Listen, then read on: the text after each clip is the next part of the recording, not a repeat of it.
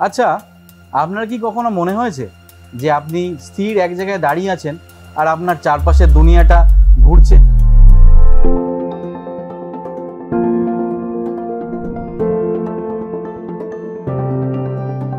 Orthostatic hypotension কিংবা পশ্চুরাল hypotension, অনেকক্ষণ এক জায়গায় বসে থাকলে বা শুয়ে থাকলে আমাদের পায়ের দিকে চলে যায় রক্তটা, তাই হঠাৎ করে উঠলে মাথাটা ঝিমঝিম হতে পারে।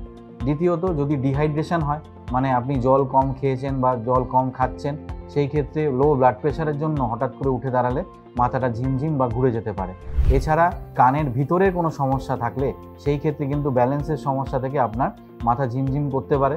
এছাড়া আপনি কোনো মেডিকেশান বা ওষুধ রেগুলারলি খাচ্ছেন বা ইতিমধ্যে খেয়েছেন, যার জন্য কিন্তু মাথাটা হঠাৎ করে ঝিম করে উঠতে পারে বা চক্কর দিয়ে উঠতে পারে।